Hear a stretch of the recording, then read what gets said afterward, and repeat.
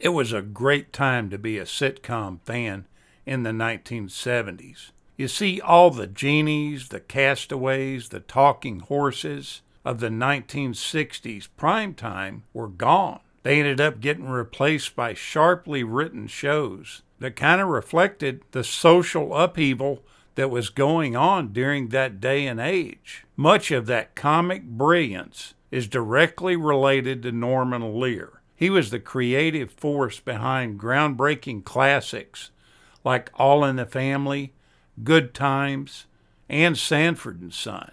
Sanford Son was his comic genius at work, about a cranky junkman named Fred Sanford, played by Redd Foxx, and his son Lamont, played by Damon Wilson, as they operate a salvage shop in South Central L.A. More often than not, they get involved in get-rich-quick schemes with Fred's buddies like Grady, played by Whitman Mayo, and Bubba, played by Don Bexley. But the secret weapon that the show possessed was LaWanda Page. She played Aunt Esther, Fred's sister-in-law, and she was the chief antagonist to the show. Lear used the same approach that he did in All in the Family by using the intergenerational conflicts for laughs. Fred Sanford may have been conceived as the African-American Archie Bunker, but Redd Foxx quickly made this character his absolute own.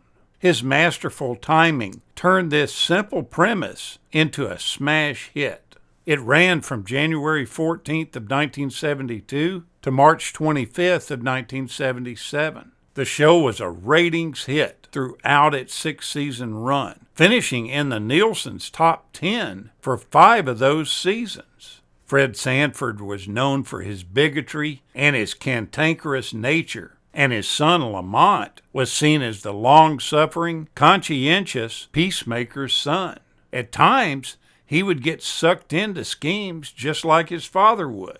But the absolutely amazing and colorful character actors that round out this show's cast make the show the popular thing that it was in its day. Redd Foxx was born John Elroy Sanford in St. Louis, December 9th, 1922, and he spent most of his early years in Chicago on the South Side. Later, he moved to New York in the 1940s. He ended up getting the nickname Chicago Red because of his reddish hair. Other people ended up calling him Foxy. So Sanford combined both of those names for his stage name. Redd Foxx was born. A quarter of a century later, his Sanford Son character would be named after his father and brother, Fred G. Sanford. Now, this show will forever be known and is actually written in television history as the show that killed off the Brady Bunch. In 1974, both shows were on and in the same time slot, Friday nights at 8 p.m., with Sanford Son on NBC and the Brady Bunch on ABC. Through the entire 73-74 season, Sanford beat the Bradys in the ratings until ABC finally pulled the plug. Originally, the idea for the show was that it would feature 2 Italian men because the network just didn't really think that black characters would work for this show. A screen test was held with Paul Sorvino and Barney Hughes, but the scene just didn't work at all. The network wasn't pleased one bit. Eventually, the network relented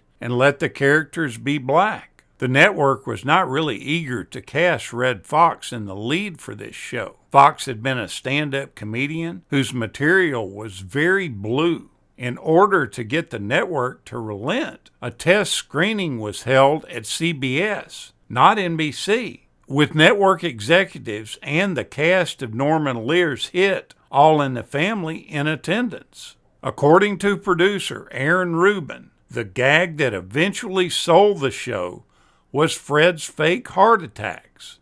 This went on to become one of the trademarks of the show. The original choice by the producers for the part of Lamont Sanford was Cleavon Little, that played in Mel Brooks' famous show, Blazing Saddles. He ended up turning this role down due to other commitments that he had. He suggested both of the lead characters to the network. He suggested Redd Foxx as Fred Sanford and Demond Wilson as Lamont.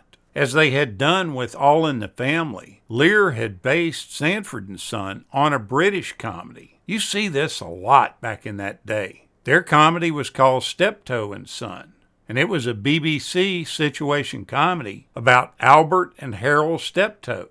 The elder Steptoe, which was the template for Fred Sanford, was played by Irish actor Wilfrid Brambell, otherwise known as Paul McCartney's grandfather in A Hard Day's Night. Sanford Son was an immediate hit after it debuted as a mid-season replacement in January of 1972. The series concluded its first season in April, ranked 6th in total viewers. Fox ended up receiving his first Emmy nomination for Best Actor in a Comedy Series, and he ironically lost to Carol O'Connor from All in the Family. He would end up being nominated twice more, losing both times.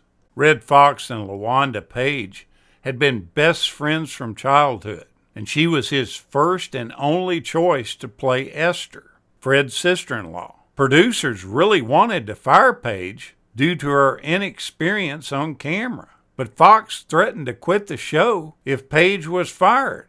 LaWanda was a dancer and a chorus girl when she first started in show business, and she was nicknamed the Bronze Goddess of Fire because she lit cigarettes with her fingertips and touched flaming torches to her body. In a nod to this, Aunt Esther does a show in the junkyard with Fred and lit his cigarette with her fingertip. The most significant change in Lamont's character throughout the series was his attitude towards his work, his father, and his future. In the first season, he is portrayed as hostile and angry towards his father and the life that he's forced to live, especially when his father ruins the plans that he has. This lasted through the middle of the second season, and afterwards the angry Lamont persona stopped. He actually started acting civil towards Fred's girlfriend Donna, having been real belligerent towards her previously, often referring to her as a barracuda.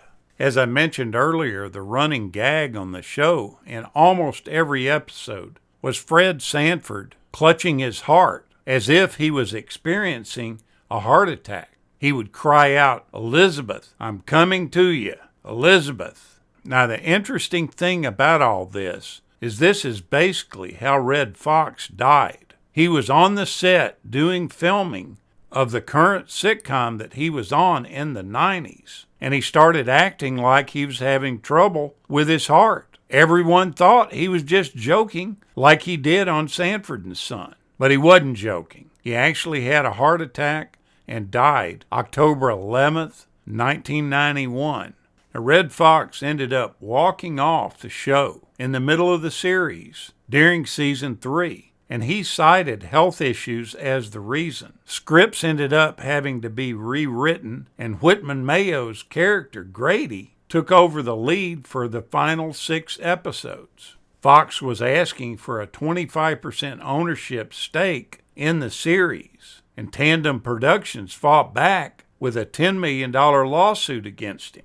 The dispute was eventually resolved in June of 1974, with Redd Foxx receiving $25,000 per episode, plus 25% of the producer's profits. Now, during this time that he was gone, they just gave all his lines to Whitman Mayo. And the odd thing about all this is that these episodes, when he was gone, were the highest rated in the show's history. They didn't actually need Redd Foxx to be popular.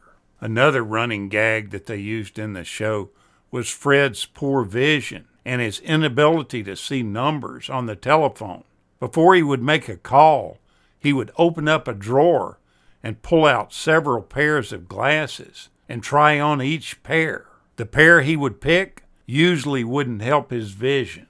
After season 6 ended in March of 1977, Redd Foxx accepted an offer from ABC to host a variety show, and he quit Sanford Son.